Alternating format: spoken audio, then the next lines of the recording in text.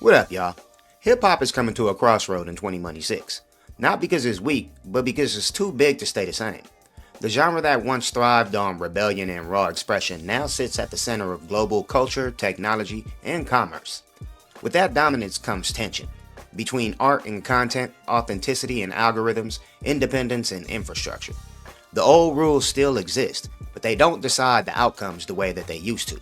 What makes the moment interesting isn't a single sound or superstar, but a shift in priorities.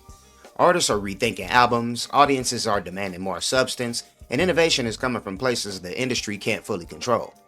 Hip-hop in 2026 isn't chasing relevance, it's redefining what relevance means. Here are 7 trends that are going to guide the zeitgeist in this year of our Lord. Number 1. Albums are coming back as statements, not just content.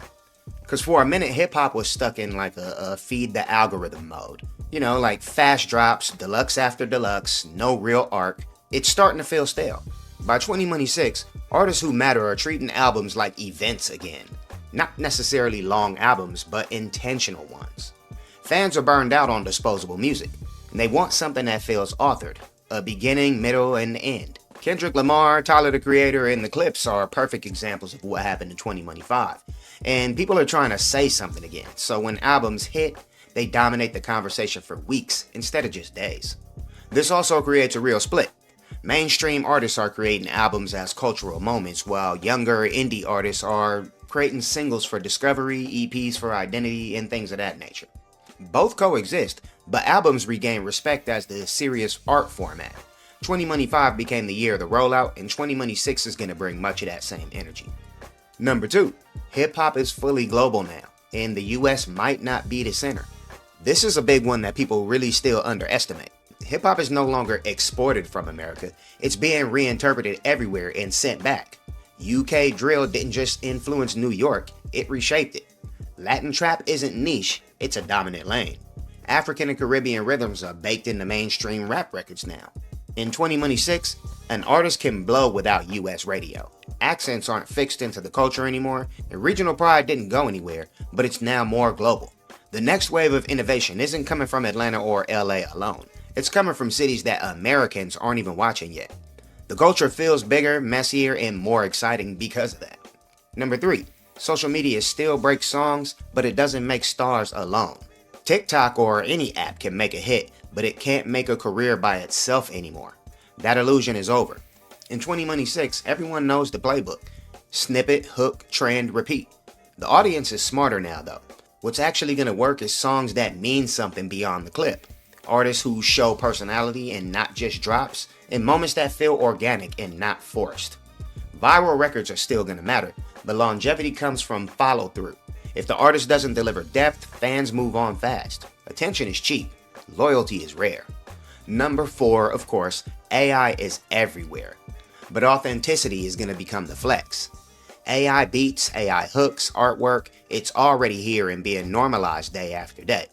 The novelty wears off and the flex becomes how you use it, not whether you do. The real divide, artists using AI as a shortcut are going to become disposable. Artists using AI as a tool are going to become dangerous.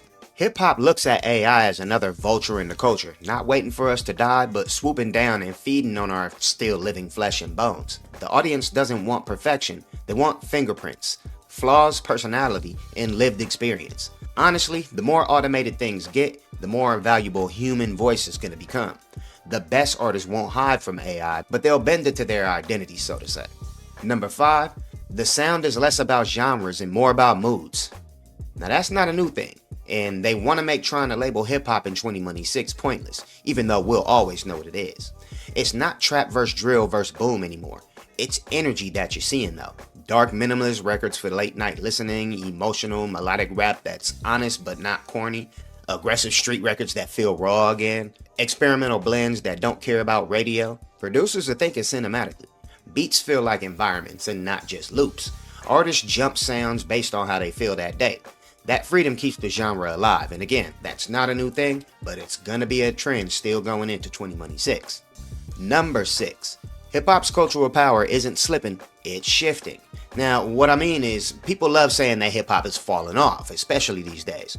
But that's lazy thinking. It's not disappearing, it's embedding itself deeper into everything. fashion, language, film, politics, tech, just like it's done since it was created. Awards and institutions still chase hip-hop for relevance, not the other way around.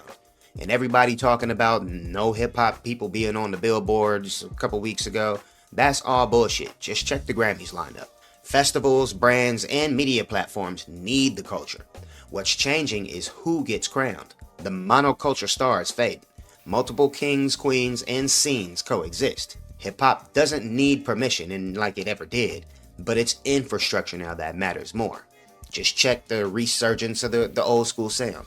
And last but not least, number 7 is another one that's not new, but independence is the power move. The label system still exists, but it's no longer the dream. In 2026, artists know that ownership is greater than advances, community is greater than mass appeal, and longevity is greater than chart peaks. Indie artists always build real fan bases, selling merch, touring smart, and controlling their own narratives. Labels now chase motion instead of creating it.